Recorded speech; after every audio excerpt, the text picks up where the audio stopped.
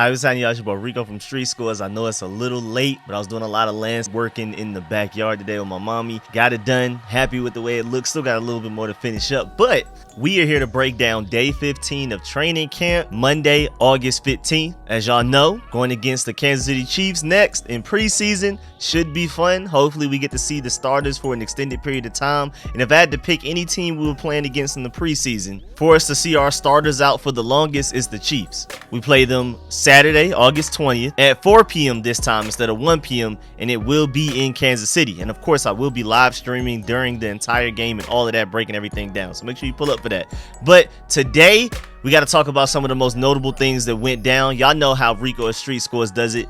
Every training camp breakdown, we go position group by position group. We start with injuries first, then we go to quarterback, then we go to running back, and go all the way down to offense, and then all the way starting from the defensive line all the way down to defense and special teams, and then any other randomness that happened afterwards. Usually a lot of really interesting press conference quotes. And today, man, Brian Robinson, running back #1 in practice. Carson Wentz looking great. I mean, he has looked at the very least pretty good since that Saturday night practice. Also, a lot of starters returning from injuries. Now, there also is a little bit of bad news injury-wise, but generally, we got a lot of really important guys back today that didn't play in the preseason game against the Panthers. And some of them, we haven't seen them in training camp ever. But the Commanders do have a weird hamstring problem going on. And then Dyami Brown had his best day today, easily, of training camp, balled out. But before we dive into all of that, make sure you subscribe to the channel, hit the bell next to the subscription button so you get a notification immediately. And every time I release an informative and opinionated video just like this one, make sure y'all pull up every Friday to the Broadcast Podcast where we talk about everything funny, man. Sports, music, anything going on in pop culture, anime, gaming. We just love to laugh and analyze and break things down. And then also make sure you pull up every Sunday for the call-in show. It will be the day after preseason games. So, of course, we'll mostly be talking about what happened in each preseason game. This Sunday, we'll mostly be talking about the Kansas City Chiefs preseason game. Make sure y'all pull up and call in, ask whatever questions you may have, and voice whatever opinions you also have as well. The Sunday show is literally for y'all. And without further ado, let's get it.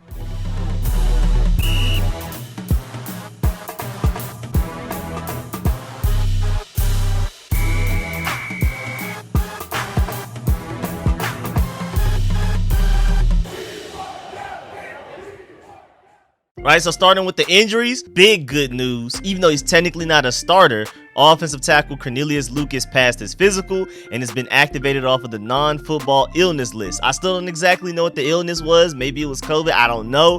But we haven't seen him at training camp at all yet. He was there, mini camps, OTAs, all of that. But this is our first time seeing him at training camp actually doing anything. And it's really good because we already have injuries throughout the offensive line, even starter-wise. And then Cornelius Lucas is our top backup tackle. He's our top swing tackle. If Charles Leno were to get hurt, Samuel Cosby were to get hurt, Cornelius Lucas is immediately a starter, undisputed. There's no questions about it. I almost like him at as much as a backup tackle as I do Wes Schweitzer as a backup guard and center. And then moving on to Cole Turner. Today he was going through stretching, and this was his first time back since he tweaked his hamstring on August 5th. He didn't do much today, but at least he was actually out there. Him and John Bates did a little bit of work with the other tight ends, but nothing serious, nothing that can risk further injury. I mean, and they were literally chilling too. None of them were in shells, and Bates literally had a hat on. And they didn't go through individuals because that would be too much for where they're at currently. They were just chilling, did a little bit of side work, and then they went to the side field along with some other people that we're going to talk about a little later.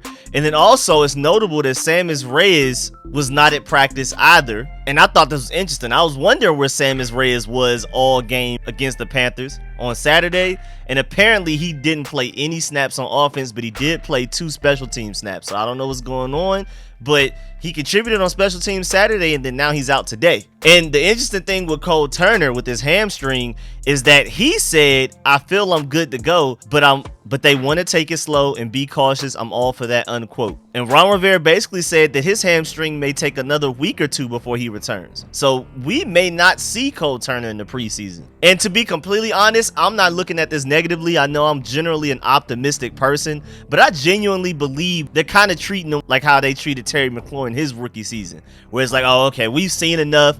We don't want to keep displaying this guy out there for everybody to see. We want him to be a secret weapon to catch people off guard. And we also don't want to risk him getting any type of injury or making any current injury any type of worse even slightly worse. So we're just gonna chill. He's at where we need him to be. If there were a regular season game today, preparation wise, technique wise, and everything, he'd be just fine. So there's no need to rush him back. He doesn't need practice as much as people probably think he does as a 5th round pick. And again, there may be a little bit of that trying to hide him, but I'm pretty sure most of it is just them being overly cautious about the hamstring injury. And we definitely have some type of hamstring issue, some type of problem going on with this team, specifically in the tight end group, because Sammis Reyes was not at practice today because he tweaked his hamstring, and again, Cole Turner's dealing with the hamstring issue, and it wasn't even from contact. He kind of like rolled up on it or something like that. And so I don't know what's going on with the hamstrings. I don't know if it's the heat, people not staying hydrated enough, but we have a hamstring issue specifically in our tight end room for sure. But in good news, starting center Chase Roullier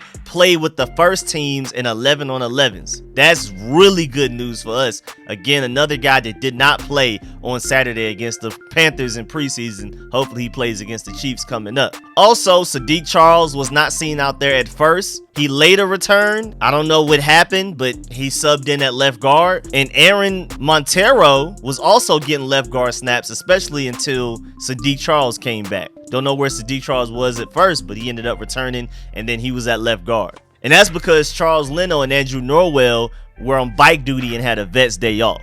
So Sadiq Charles was the starting left guard once he returned. But until then, I don't know why it wasn't Chris Paul. But again, Aaron Montero was getting some starting left guard snaps. Again, Andrew Norwell taking the vet day off. He earned it, played really well against the Panthers. And Sadiq Charles was gone for a little bit, but again, he did return. Also, really good news, Benjamin St-Juste is practicing in full. He didn't participate. He didn't play in that Panthers preseason game. It's good to have him back. So we got to see what's going on. And again, Sammis Reyes, it's been defined as a slight pull on his hamstring, so we'll see what's going on with that. We got to monitor that situation. But hey, at the end of the day, we'll get to it when we get to the tight ends. Those guys being out is giving the guys on the back end a lot of meaningful snaps, and they're making the most of it, especially my boy Armani Rogers. But we're going to get to that. Let's start with the quarterbacks first, and just only really discussing Carson Wentz. Nothing really notable from Taylor Heinicke or Sam Howell today. Carson Wentz was spot on today.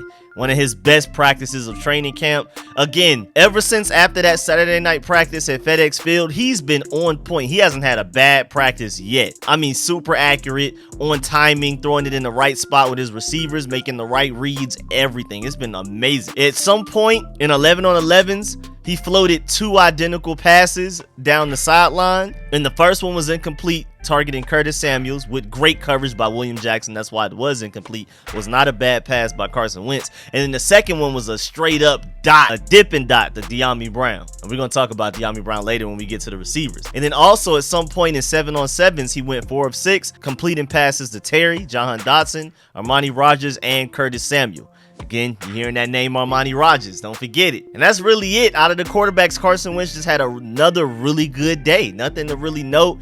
He didn't necessarily have any like crazy deep bombs that everybody's spazzing about, but he was really accurate. It was basically kind of what you saw against the Panthers, where it wasn't a lot of highlights necessarily, but it also wasn't a bunch of bad plays either. Again, he's put together so far a good week and a couple of days of training camp in a row. Then running back wise, and this is probably why most people are here for the video. At first, going through running back drills, Antonio Gibson and Brian Robinson were working on balance, and I feel like Antonio Gibson should have been working on some type of fumble drill. And so people were wondering, all right, is Antonio Gibson still running back 1, or is this just like the fans overreacting? It's probably still Antonio Gibson is running back 1, clearly. We'll see in practice. Then all of a sudden, Brian Robinson was getting a huge chunk of the 7 on 7 and 11 on 11 carries. Like, he was the one that was out there with the starters, and he was making the most of it. He had a really nice couple of runs where he followed his blockers and was able to get into the second level repeatedly. And then when they got to their final session of 11 on 11s, Brian Robinson was still getting all of the reps, all of the carries, everything. And then when they went to the 2s with the backups and Taylor Heinicke at quarterback, then Gibson goes out there. So that's really notable, man. Antonio Gibson, you better get it together. You already know, man.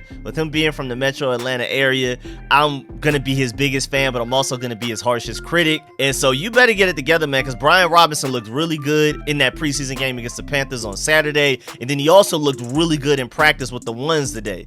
And so, hey, man, he's gunning for your job. You better do better. But like I've always said, I would love it if Brian Robinson was like a Mark Ingram and Antonio Gibson was more like an Alvin Kamara. Anyway, So I prefer it to be like that, but we'll see. Brian Robinson has definitely shown enough already. I mean, I already did a film session on him if you want to go check it out if you haven't seen it already, but he's already shown enough to where I'm confident in him being our primary running back if it gets to that point. But Antonio Gibson is way too talented for us not to utilize him. I mean, that 80-yard screen that he took against the Bills all the way for a touchdown when we literally had nothing else going that game. I mean, you can argue he's probably the only running back on our team that can do that. And so you got to bring that out of him. And that was a very Alvin Kamara-like play. I want to see that some more. Moving on to the wide receivers. Man, wide receivers had themselves a day today, man. Carson Wentz was on point, and the wide receivers were on point right with him. Let's start with Curtis Samuel. First of all, coming off of the preseason game against the Panthers on Saturday. Technically, Sunday was a day off because there was no practice. But Curtis Samuel, no ramp down. Was going through individuals. People were wondering, okay, is he actually going to participate? And not only did he participate, he showed out. He had a really good day of practice. He was even running the ball during 11-on-11s out of the backfield, like literally getting the ball handed to him. And he made the most of it, man. And then even on top of that, he was in the slot. He was in the backfield. He had some really good catches from Carson Wentz today. Today was arguably Curtis Samuel's best day of practice. And especially just how he was utilized. He was everywhere. Not just, again, as a receiver, but out of the backfield and everything. In the slot, outside, everywhere that Scott Turner is going to deploy him. And we saw in that Panthers preseason game that he's going to be motioned a lot to, first of all, confuse the defense, but also show Carson Wentz if the defense is in man coverage or zone coverage. That's going to be one of his primary roles, being the motion guy. But on top of all of that, just going to be used everywhere. Backfield, screens, sweeps, handoffs, slot, everything. And so I'm really happy that he was able to do that in practice, not getting ramped down, taking on contact, getting hit, everything. Love it. And then, like we talked about earlier, early in 11-on-11s, Dyami Brown caught that beautiful dipping dot from Carson Wentz down the sideline. And it was right after Carson Wentz threw a similar pass towards Curtis Samuel, but William Jackson broke it up with great coverage. Dyami Brown was able to come down with his right on the sideline, barely tiptoeing in bounds. And you can argue that was probably the catch of camp today, day 15, August 15th on a Monday. Definitely arguably the best catch of the day. And then later on, he ended up getting a really good catch against Kendall Fuller in coverage, and Kendall Fuller's coverage wasn't even that bad, but Dyami Brown wasn't playing with him. And then he had a fourth catch when he was working with the second team offense. And I mean, just no matter what, when he was out there, he was making plays today. Again, his best day of training camp, I would say, in my opinion. I mean, may not have been the highest of highlights that he's had so far in training camp, but if we're talking about making plays throughout the duration of a practice, throughout the entire practice, this was Dyami's, at the very least, most consistent day and most impactful day overall. And then, of course, Terry McLaurin, there was one play, he was wide open, 20-yard pass for Carson Wentz. I mean, got wide open, like nobody was near him. I mean, he's just going to do what he does. And remember earlier, like I said, during the 7-on-7 period, Carson Wentz was able to hit Terry, Dotson, Rogers, and Samuel. So, I mean, all of those guys were doing what they had to do today. Again, the receivers dominated. This was definitely a win for Carson Wentz and the receivers today. Also a win for Brian Robinson as far as being above Antonio Gibson on the depth chart. Who knows if this is going to stick like tomorrow in practice as in Tuesday, if this is still going to be a thing where Brian Robinson is the #1 running back. But today, he was given the #1 running back snaps, and he made the most out of it. He looked like the #1 running back. And then before we leave the receivers, Dax Milne actually threw a really nice spiral at some point early in practice. Like, just they were throwing the ball around, and then Jonathan Williams, the backup running back, threw like a really deep pass that looked like it could have been really accurate if somebody was actually running for it and not just sitting there waiting for it. So, hey man, we got a couple of backup quarterbacks in our receiver and running back group. Even though, I mean, it would be interesting to see Scott Turner pull out some type of trick play like that, but I highly doubt it. But it's still really cool that they can do that. And then tight end wise, with all of the guys out that we mentioned earlier, again, another practice with only 3 tight ends available, like out of the entire roster. So that means Armani Rogers, Curtis Hodges, and Eli Wolf. Again, a guy that I'm pretty sure doesn't even really have a chance of making the roster. They're just bringing him in as a camp body so that we don't only just have 2 tight ends. Those have been our only 3 tight ends in practice for a few days now. Like, that's literally it. First team, second team, third team, those are your 3 tight ends. And if any point in time we got to go out there with 2 of them in any formation, you got guys out there practicing with the 1s, 2s, and 3s. Somebody got to do it. And of course, Armani Rogers still making plays. I mean, y'all already know, man. I've been hyping him up since we brought him in as as an undrafted free agent, and I'm glad he got to show his stuff a little bit in that preseason game against the Panthers. Carson Wentz targeted him, what, like 3-4 times before he even looked at Terry McLaurin and Jahan Dotson and Curtis Samuel. I love it, man. I love the fact that he took advantage of it. The first play, would have loved to have brought that down, but he didn't. Second play was a nice little catch to gain some yards, but then the third play, the way he was able to separate against a starting corner, Xavier Woods, one-on-one like that, and then come down with the catch and then get a little bit of extra yards to get the first down on a really important third down in that preseason game where we just wanted to gain some momentum and get something going. Hey, man, y'all better stop sleeping on my boy Armani Rogers. I'm going to keep saying it.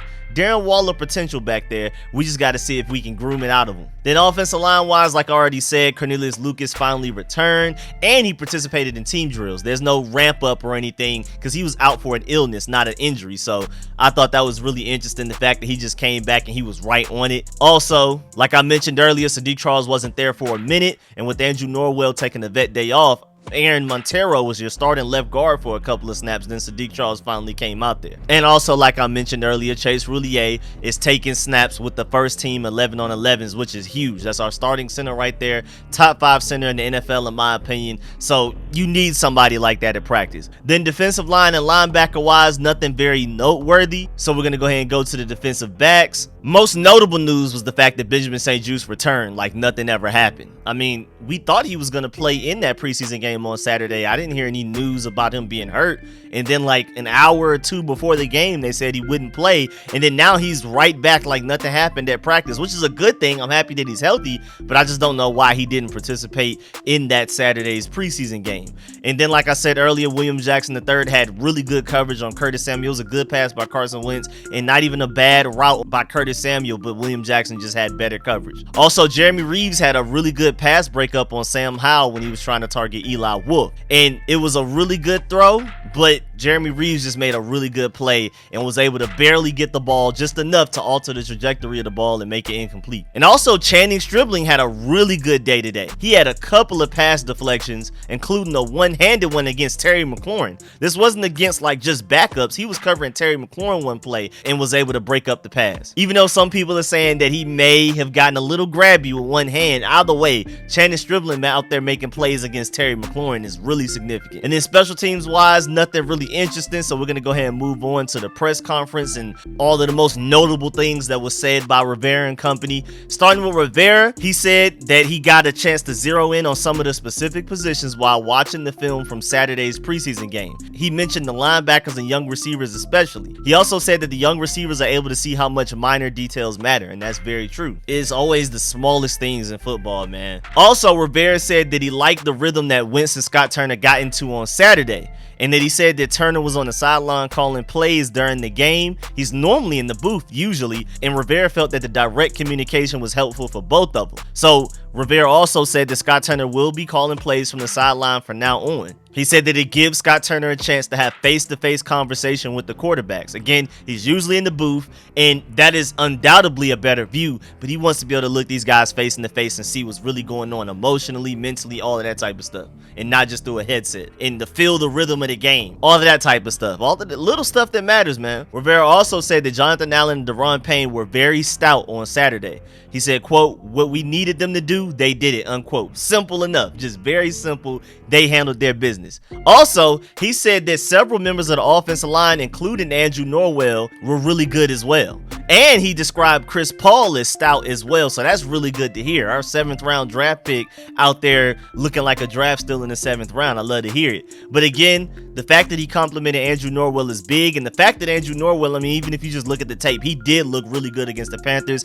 and that puts my mind at ease a lot, because we have been worried about a little bit about the chemistry of this offensive line, replacing Eric Flowers and Brandon Sheriff with Andrew Norwell and Trey Turner. Granted, we haven't necessarily seen Trey Turner much yet, but Wes Schweitzer is an elite backup guard, so I'm not worried about that if he has to step in. And as long as Chase Roullier is healthy at center, Wes Schweitzer can start at right guard, which he did against the Panthers and blocked very well. And then on the other side, the fact that Andrew Norwell at left guard already looks good and looks like it's just a seamless transition going from Eric Flowers to Andrew Norwell, no communication issues. Man, John Moscow is our best positional coach easily, man. He's probably the best coach, period. Arguably one of the best offensive line coaches in the NFL. It's just ridiculous at this point. I mean, the first preseason game, you you got these guys out here blocking with all of these injuries, no starting center, no starting right guard, and even your left guard is a guy that you just brought in a couple of months ago, and everybody looks like they've been blocking together for months and years already. Crazy. Also, Phidarian Mathis had a really interesting press conference. Somebody asked him, what's the most fun thing you've experienced in training camp since you've been in the NFL and all of that type of stuff? And his answer was really simple: